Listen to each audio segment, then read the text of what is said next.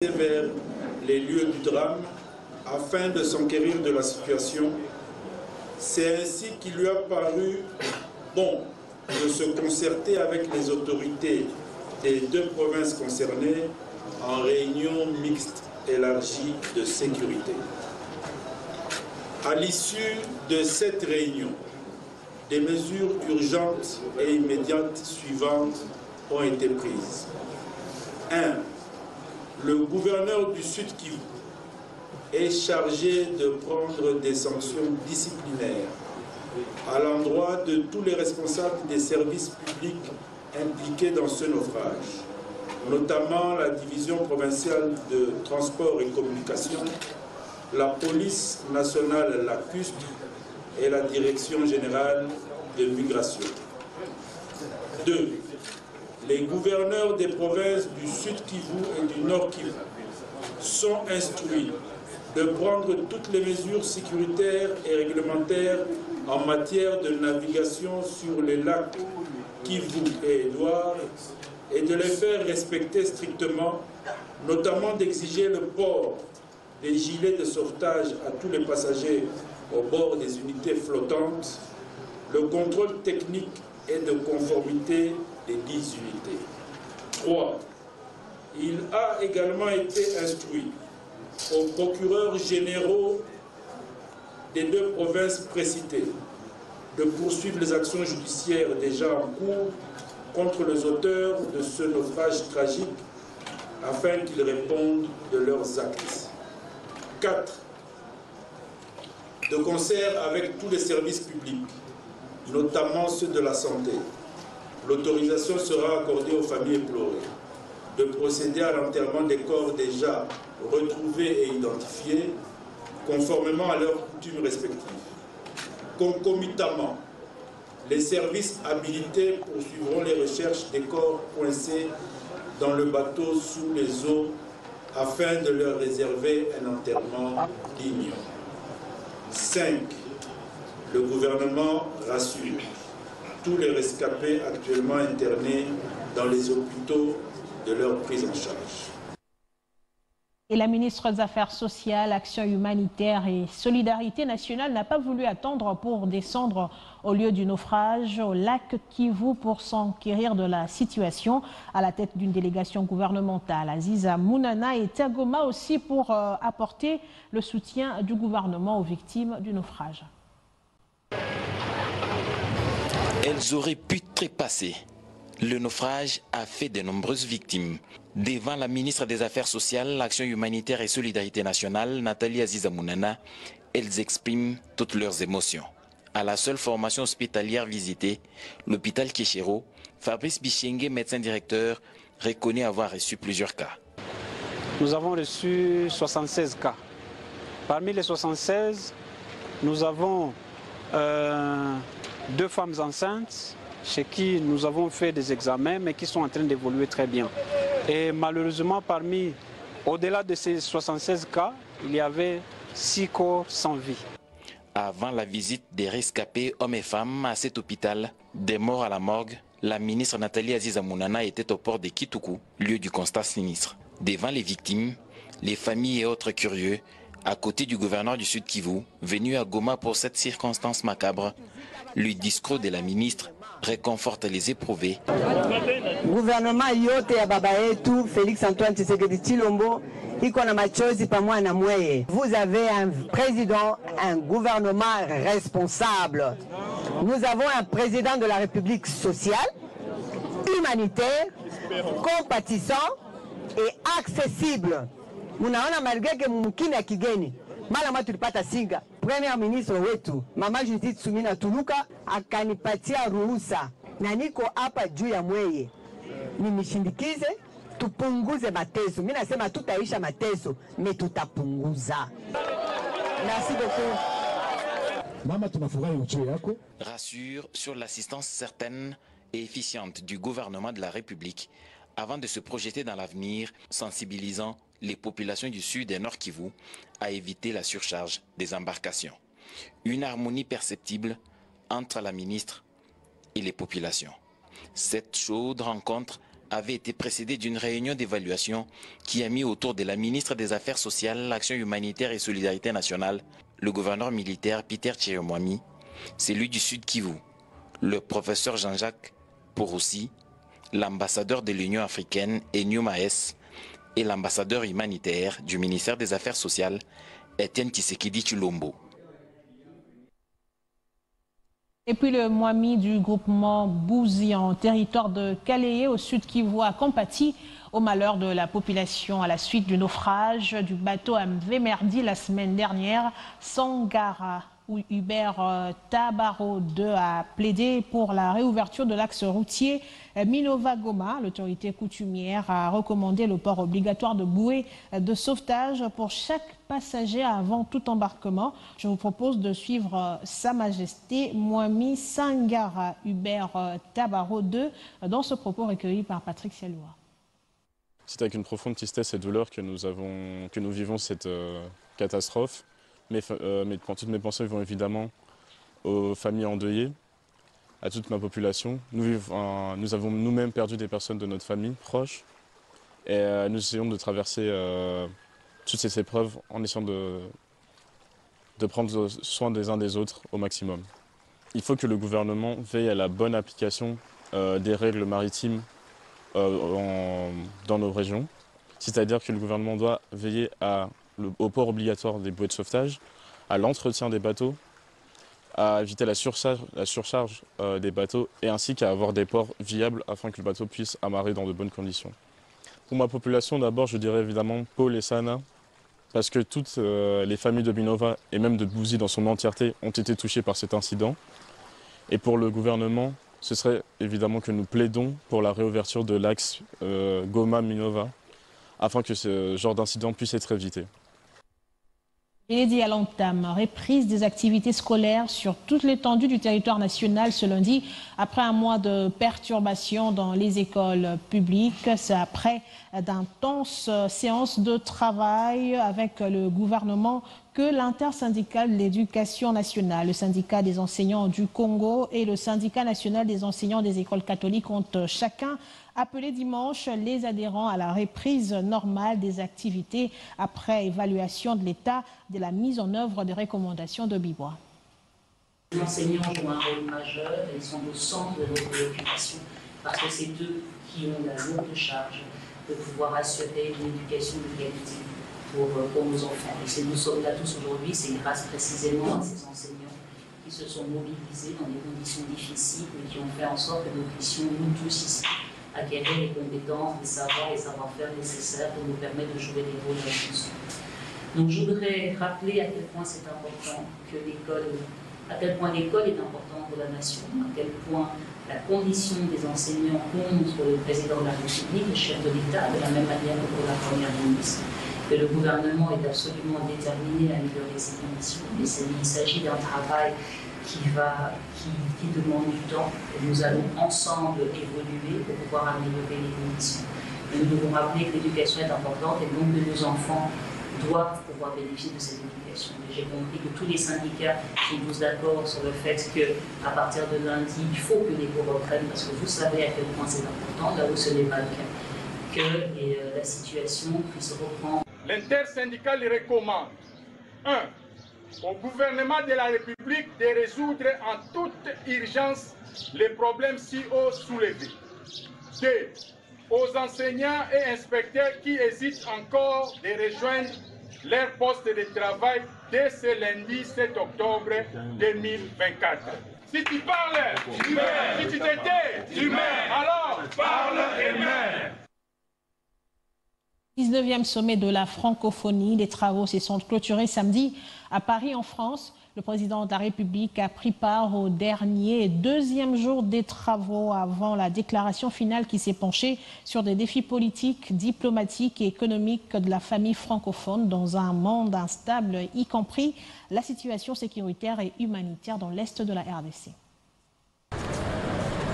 C'est au mythique Grand Palais, en plein cœur de Paris, que les travaux du 19e sommet de la francophonie se sont poursuivis ce samedi 5 octobre. Pour cette deuxième et dernière journée, les travaux se sont déroulés en deux temps.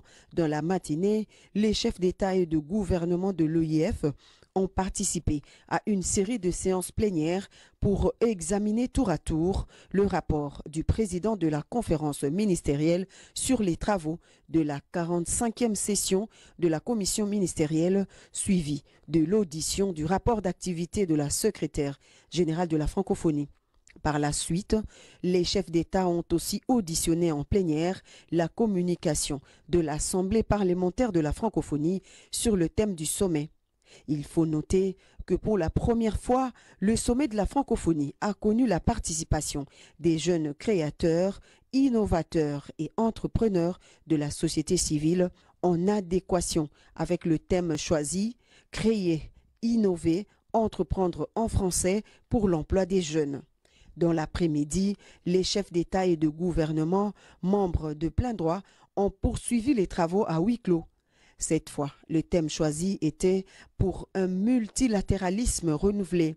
Le président de la République démocratique du Congo, Félix Antoine Tshisekedi Tshilombo, n'a pas participé à cette séance de travail à huis clos. En revanche, le chef de l'État a effectué un bref passage dans les locaux de l'ambassade de la République démocratique du Congo en France.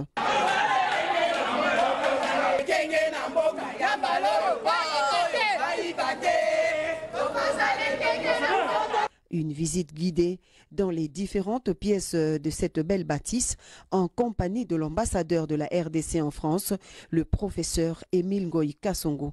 Occasion pour le président de la République de rencontrer aussi une partie de la communauté congolaise de France.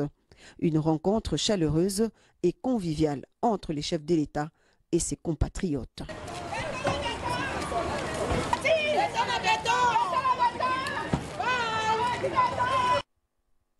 Et puis les groupes parlementaires et les commissions permanentes de l'Assemblée nationale sont enfin connus.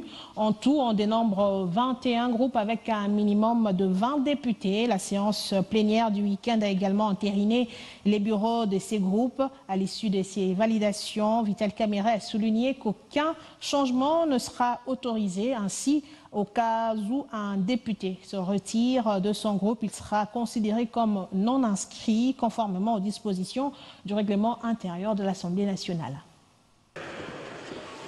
À l'Assemblée nationale, les discussions se sont centrées sur la validation des groupes parlementaires et la présentation des bureaux des commissions permanentes. Il y a donc 21 groupes, chacun composé d'au moins 20 députés. La plénière a aussi validé les bureaux de ces groupes. En plus, 8 députés non inscrits ont été confirmés.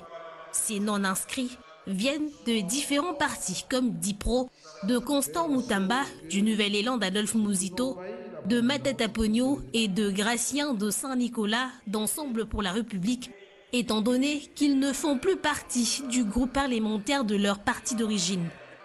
Après tout ça, Vital Kamerhe a rappelé qu'une fois validé, il n'y aura plus de changement. Si un député quitte son groupe, il devient non inscrit, comme le stipule le règlement intérieur de l'Assemblée nationale. Ici, honorables députés, nous avons voulu, par souci de cohésion qui avait été entamé au moment de la publication du gouvernement, il ne faut pas nous en cacher, de faire en sorte que, et ça c'était le souhait du président de la République, qu'en composant les groupes parlementaires, le groupe de commissions permanentes, nous puissions rétablir un tant soit peu la cohésion parmi nous. Un sujet d'envergure internationale a été fortement évoqué par le président de l'Assemblée, Vital Kamerhe. Il a encouragé les parlementaires congolais à se positionner comme des ambassadeurs du pays pour faire entendre la voix de la RDC sur la scène mondiale, surtout dans les forums où les discussions sont cruciales pour la paix et la sécurité. Et ce point de presse du premier vice-président de l'Assemblée nationale, plusieurs sujets ont été évoqués, notamment à la révision de la Constitution, le discours du chef de l'État à la tribune des Nations Unies, la levée ou non de l'état de siège dans l'Est du pays. Au regard de toutes ces questions, Jean-Paul Tshilumbayi a conclu que le pays a connu quelques avancées significatives dans plusieurs domaines. Face aux questions d'actualité brûlantes, le premier vice-président de l'Assemblée nationale donne ses points de vue. Le discours du chef de l'État à l'ONU, la révision de la Constitution, la levée ou le maintien de l'état de siège à l'est du pays, quelques questions d'actualité brûlantes sur lesquelles s'est prononcé le premier vice-président de l'Assemblée nationale. Évoquant le discours du chef de l'État à l'Assemblée générale des Nations unies, Jean-Claude Tshilumbayi a salué le courage et la sagesse de Félix Tshisekedi, tout en soulignant que la République démocratique du Congo reprend sa place sur la scène internationale après plusieurs années de mépris des dirigeants internationaux. Ce discours a apporté ça comme nouveauté. Nous avons été en face d'un chef de l'État sûr du pays qu'il dirige depuis bientôt 6 ans, ce pays qui fait son grand retour sur la scène internationale, parce que là, vous avez vu que non seulement que la salle était pleine des étrangers occidentaux, orientaux, africains et tous ces gens que vous connaissez, mais aussi que ce n'étaient pas des gens immobiles, c'était des gens qui applaudissaient frénétiquement à chaque séquence, parce que là, ils ont vu un Congo qui est revenu avec des propositions sur table. L'état de siège a permis à nos forces armées de conserver certaines grandes villes, d'Ixit Tshilumbayi. Il provient que sa levée ou son maintien devrait être délibéré par plusieurs organes. C'est pour la toute première fois que ça fait 3 ans que ces individus se battent pour tenter d'atteindre ces 2 grandes villes du pays. Je crois qu'il y a de quoi reconnaître en cet état de siège des vertus qui ont permis que notre armée fasse son travail, et que c'est cette armée aussi qu'on attaque tant, qu'on vilipende tant, alors que pour la première fois nous avons vu qu'elle se bat, comme je l'ai dit ici, depuis 3 ans, et elle n'a pas cédé les grandes villes. Autre question d'actualité, je suis dans... Outre la question relative à la révision de la Constitution, pour le vice-premier président de l'Assemblée nationale, la population congolaise doit se poser la question de savoir si tout va bien ou pas. Et chaque fois que les institutions fonctionnent, il y a toujours un problème.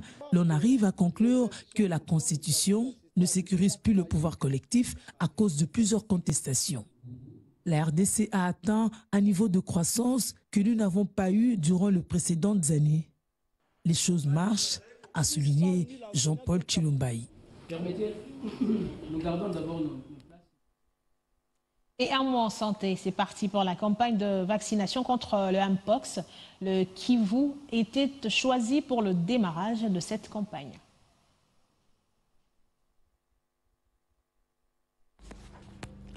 Des équipes de l'Institut national de la santé publique, en coordination avec le Centre des opérations d'urgence de santé publique, mobilisées ce samedi 5 octobre à Goma pour le lancement de la campagne nationale de vaccination contre la Mpox. Une initiative supervisée par le directeur de cabinet du ministre de la Santé, qui cible en priorité les provinces du Nord et du Sud Kivu, où la variante Claude B1 du virus connaît une propagation rapide. Face aux défis croissants liés à cette épidémie, le ministère de la Santé intensifie sa riposte en mobilisant des ressources sanitaires adaptées pour contenir et enrayer la progression de la maladie dans ces zones à risque. Je déclare ainsi officiellement les débuts de la riposte vaccinale contre le Mpox en République démocratique du Congo. Avec l'augmentation alarmante des cas de Mpox dans ces régions, cette campagne de vaccination est essentielle pour protéger la population et freiner la transmission de la maladie. Les équipes de santé mobilisées sur le terrain travailleront en étroite collaboration avec les communautés locales pour garantir un accès optimal à la vaccination. Dans la stratégie de réponse aux flambées des cas de Mpox mise en place, il est prévu la vaccination réactive pour contribuer à la réduction de la mortalité et morbidité liées à cette maladie. C'est dans ce cadre que le ministère de la Santé publique, Hygiène et Prévention sociale avec l'appui des partenaires, organise la riposte vaccinale en octobre et novembre 2024 pour les zones de santé du bloc 1, ainsi qu'en janvier et février 2025 pour celles du bloc 2. Soulignant l'engagement indéfectible du chef de l'État dans la lutte contre les épidémies, notamment la Mpox, grâce à sa vision et à son leadership, le pays prend des mesures proactives pour protéger la population face à cette menace sanitaire selon une stratégie spécifique. Les professionnels de sexe, les transgenres, les hommes ayant des rapports sexuels avec les hommes, les éco-gardes et autres groupes minoritaires marginalisés, les populations frontalières et ou à cheval sur 2 ou plusieurs zones, les populations des pêcheurs et des nomades, les populations dans les localités d'accès difficile, écoles, enfants dans les garderies, enfants dans les rues, points d'accostage et de concentration de populations, etc. Les autorités sanitaires invitent la population à se rendre dans les centres de vaccination et à suivre les recommandations des professionnels de santé. La vaccination est un moyen efficace de se protéger et de protéger ses proches. Place au sport à présent.